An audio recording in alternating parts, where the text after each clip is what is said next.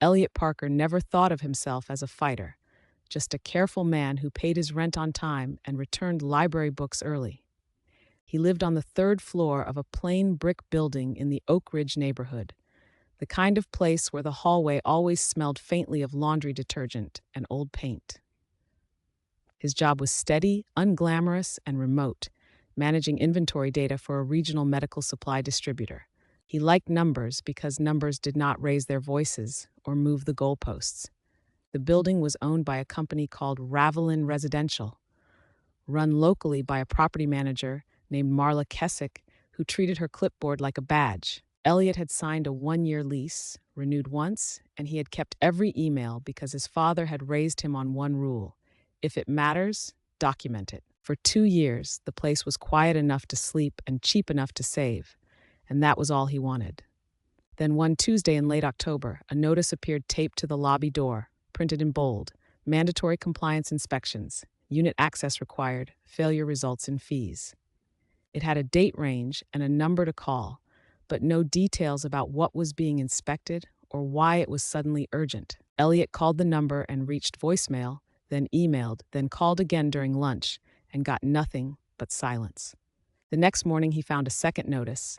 This one slid under his door, stating that any unit not prepared would incur a $250 noncompliance charge.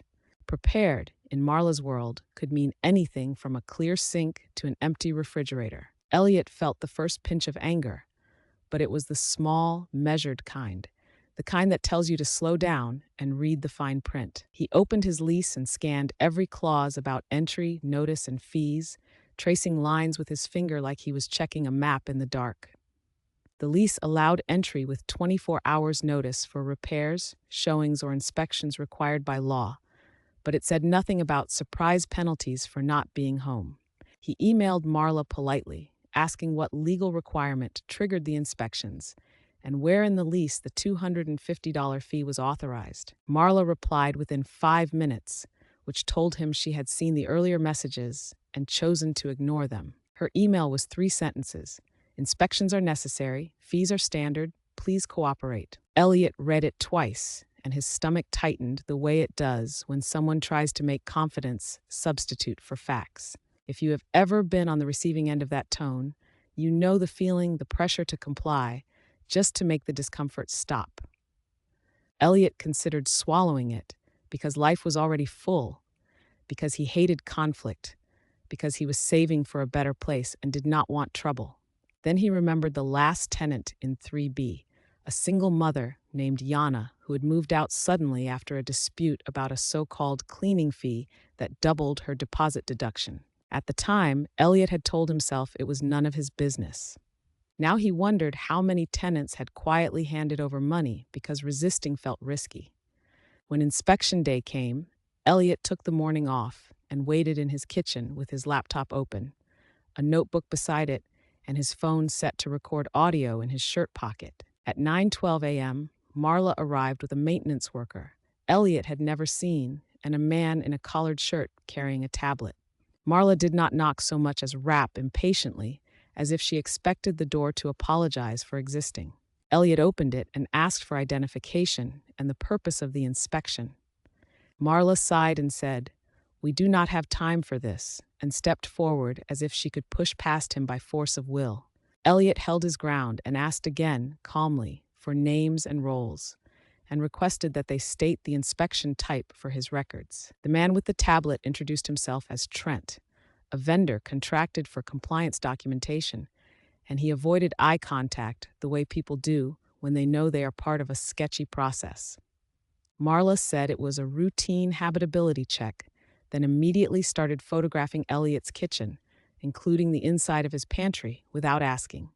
Elliot felt heat rise behind his ears, because there is a special kind of violation when someone turns your home into their evidence. He asked Marla to stop photographing personal storage and to stick to safety items, like smoke detectors and water heaters, as required by law. Marla smirked and said, "If you refuse, I will mark you non-compliant, and you will be charged." Elliot heard his own voice get quieter, the way it does when fear tries to grab the steering wheel, and he said, "Please put that in writing."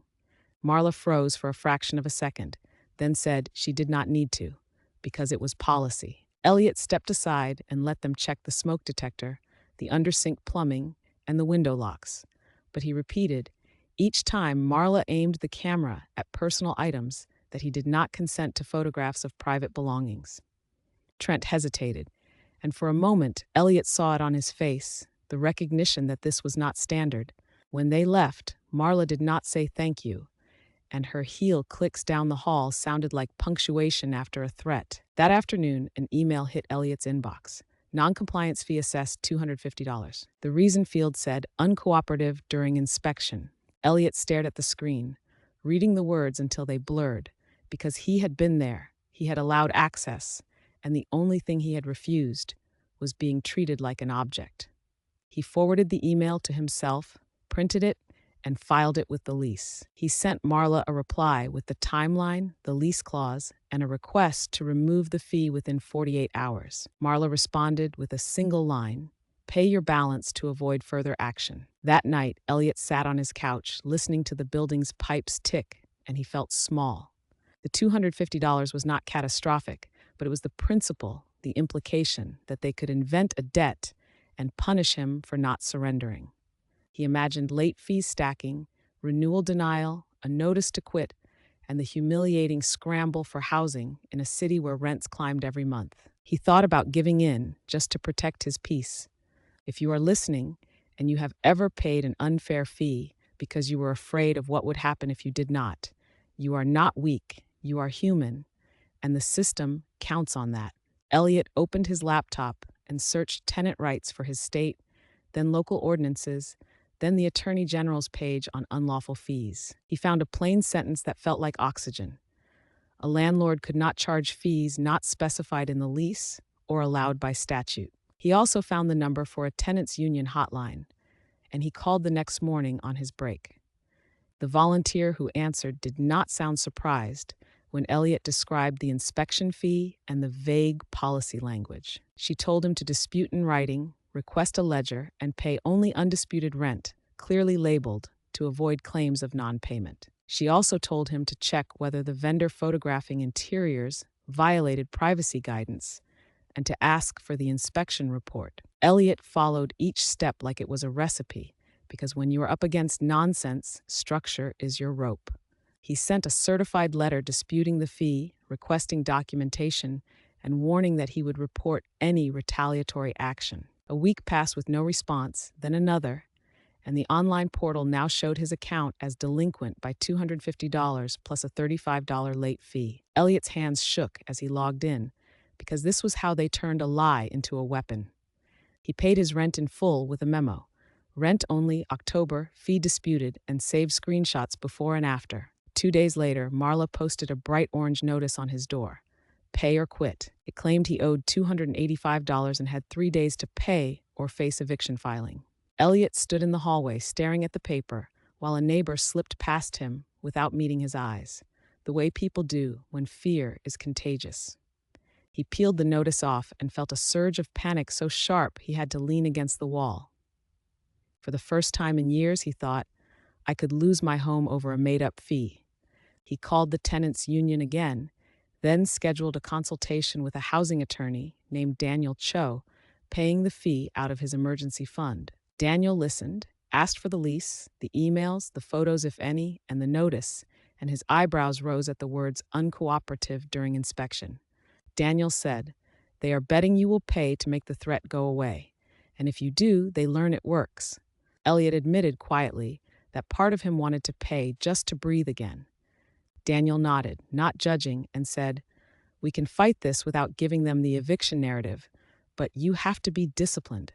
They drafted a response demanding withdrawal of the notice, removal of the fee, and confirmation in writing that rent was current.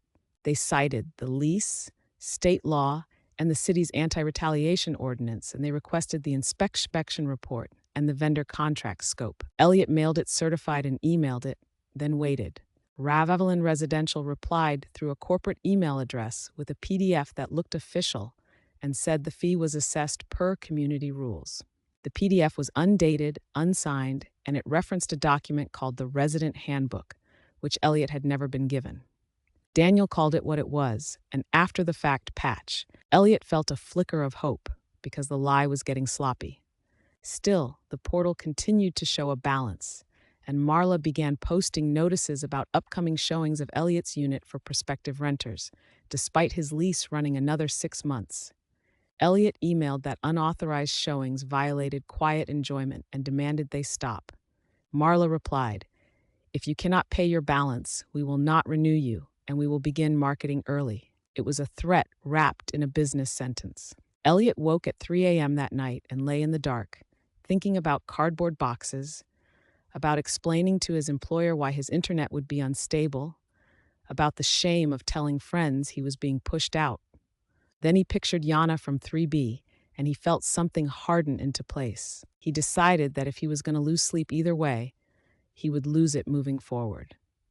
Daniel helped Elliot file a complaint with the city's Tenant Protection Office and the State Consumer Protection Division, attaching the notice to quit and the fee history. Elliot also submitted a public records request to the city for any inspection orders or code enforcement directives tied to the building. While he waited, he started talking quietly to neighbors in the laundry room and by the mailboxes, choosing his words carefully, never accusing, just asking, "Have you been charged for inspection noncompliance?" At first, people shrugged and said they did not want trouble. Then, one older man on the second floor, Mr. Arson, admitted he had paid the fee last year because he did not understand the portal and thought it was required. A couple in 1C said they had been charged twice because they were at work during the inspection window, even though they had offered alternate times. A young nurse in 2A said Marla had taken photos of her bedroom closet during an inspection and she still felt sick when she remembered it. Elliot asked if they would be willing to write statements, not for a lawsuit, just for a complaint file. They hesitated, and Elliot did not push because he understood fear as a practical calculation, not a personality flaw. A week later, the city records request came back. There was no code enforcement action requiring interior photographs or broad inspections during that period. There was, however, an upcoming refinancing inspection scheduled by the owner, which was not a legal requirement and did not authorize tenant penalties. Elliot read the email 3 times and felt his pulse steady, because now the nonsense had a shape. He forwarded it to Daniel, who replied, "This is strong." Then came the first setback, and it was personal. Marla showed up unannounced with Trent again, claiming she needed to recheck Elliot's unit because his previous inspection was incomplete due to his uncooperativeness. Elliot refused entry without proper notice, citing the statute and the lease, and Marla snapped that she would call the police. When the police arrived, they looked tired, and Elliot felt his throat tighten as if he were the one doing something wrong. He explained calmly that he was not refusing lawful entry, only demanding proper notice, and he showed the lease clause and the certified letter receipts. One officer spoke to Marla aside, then returned and told Elliot he was within his rights and that this was a civil matter. Marla's face tightened, and she left without another word. After the door closed, Elliot sank onto his couch, shaking, because standing up for yourself can feel like stepping into traffic even when the law is on your side. If you have ever had authority show up at your door because someone more powerful wanted to scare you, you know how your body keeps the fear long after the facts are settled. Elliot could have stopped there, satisfied that Marla had been checked. But the portal still showed a balance, and the threat of eviction hung over him like a low ceiling. Daniel suggested a more aggressive move, filing in small claims for the unlawful fee, the late fee, and statutory damages for retaliatory notice, plus requesting attorney fees under the local ordinance. Elliot balked because court sounded like a world for people who liked confrontation. Daniel said, "You are not doing this because you like it. You are doing it because you deserve a home without extortion." They filed. The court date was 6 weeks out, and those weeks felt longer than the previous 2 years of quiet living. Ravelin Residential responded with a motion to dismiss, attaching the same undated handbook PDF and claiming Elliot agreed to it by living in the community. They also claimed Elliot had interfered with inspections and created a safety risk, a statement so vague it was almost insulting. Elliot spent nights assembling an evidence binder, labeling each exhibit, printing screenshots, highlighting the lease, and adding the city email that confirmed no enforcement action. He requested his account ledger, and when it arrived, it showed the $250 fee had been coded as admin penalty, not as rent, and it had been applied to dozens of units across 2 properties under Ravelin's management. Daniel's eyes narrowed when he saw the pattern, and he asked Elliot, "Do you want to talk to a class action firm?" Elliot felt dizzy at the idea, because this had started as one unfair fee, and now it looked like a business model. Still, he said yes. A consumer rights firm agreed to review the documents, and they sent an investigator to interview tenants who were willing. That was the second setback, and it was emotional. 2 neighbors who had initially promised statements backed out after Marla began hinting about renewal decisions and parking violations. Elliot did not blame them, but he felt the loneliness of being the visible resistor. He sat in his car in the parking lot one evening, gripping the steering wheel, and he thought about dropping the case to stop dragging others into risk. Then he received a text from the nurse in 2A. "I will testify if you need me. I am tired of feeling watched." Elliot stared at the message until his eyes burned, because courage, when it appears, makes you ashamed of how low you had set your expectations. On the day of the small claims hearing, Elliot wore a button-down shirt and carried his binder like armor. Marla arrived with a corporate representative and a stack of papers, smiling too widely, the way people do when they expect a machine to crush a person. The judge, a middle-aged woman with reading glasses on a chain, asked Elliot to explain the dispute. Elliot spoke slowly, sticking to dates, clauses, and what he could prove, and he did not raise his voice even when Marla interrupted. He presented the lease entry clause, the inspection notice, the fee email, the certified letters, and the city records response. The judge asked Marla where the fee authority was in the lease Elliot signed. Marla pointed to the handbook PDF. The judge asked for proof Elliot received the handbook before signing, or that it was incorporated into the lease. Marla said, "It is posted online." The judge asked, "Was it posted online at the time of signing, and can you prove he acknowledged it?" Marla looked at her papers, then at the corporate representative, and neither answered directly. Elliot felt his heart hammer, but he kept his face neutral, because sometimes winning is just staying steady while the other side slips on its own shortcuts. The judge then asked why a habitability inspection required pantry photographs, and what law authorized penalties for a tenant requesting privacy boundaries. Trent was not present, and suddenly the vendor's absence felt like its own testimony. Daniel, sitting behind Elliot as an advisor, passed him a note. "Ask for statutory retaliation damages." Elliot did, voice tight but clear, referencing the pay or quit notice issued after he disputed the fee. The judge reviewed the notice dates, the dispute letter dates, and the portal screenshots. She leaned back and said, "This looks retaliatory, and the fee appears unsupported by the lease or statute." Marla tried to argue that Elliot's attitude was uncooperative, and the judge cut her off, saying, "Politeness is not a lease requirement." In that moment, Elliot felt something unfamiliar, not triumph exactly, but dignity returning to its place. The judge ruled for Elliot, ordering the fee and late fee removed, awarding him 3 times the amount of the unlawful charge under the local ordinance, plus court costs. It was not life-changing money, but it was a public statement that the rules applied to landlords too. Outside the courtroom, Marla brushed past without looking at him, and the corporate representative made a phone call with a clenched jaw. Elliot thought it was over.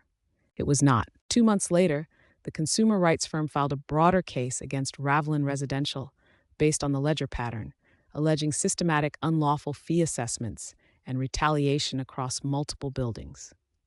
Elliot was listed as a named witness, and the nurse from 2A, Mr. Arson, and several others joined after seeing Elliot win in court.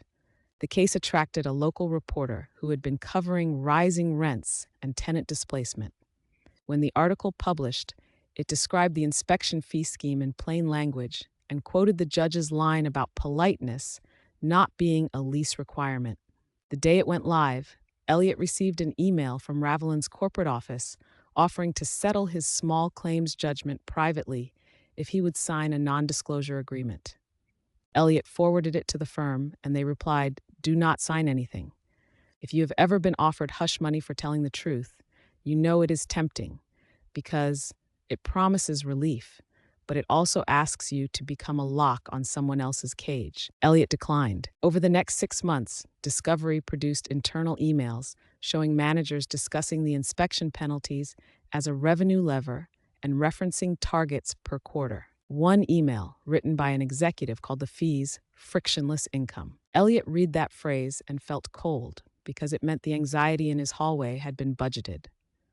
The city tenant protection office opened its own inquiry after the press coverage, and a council member requested a hearing on fee abuse in rental housing. Marla was placed on administrative leave, then quietly separated from the company. Ravelin Residential, facing regulatory pressure and mounting evidence, agreed to a settlement. They refunded all inspection noncompliance fees charged over 3 years across their local portfolio, with interest. They paid civil penalties to the city and funded a tenant education program run by a nonprofit legal clinic. They also agreed to a consent decree requiring that any future fees be clearly enumerated in leases with signed acknowledgement, and that inspections be limited in scope with explicit privacy protections. For Elliot, the check that arrived was larger than he expected, a few $1,000s representing not only his own fight, but a slice of everyone else's stolen peace. For some neighbors, the refunds were hundreds, and for a few who had been hit repeatedly, it was over 1,000, enough to catch up on bills or rebuild savings. Elliot watched Mr. Arson tear up in the lobby as he talked about finally replacing his broken hearing aid battery pack without choosing between that and groceries. The nurse from 2A told Elliot she had stopped flinching at footsteps in the hallway.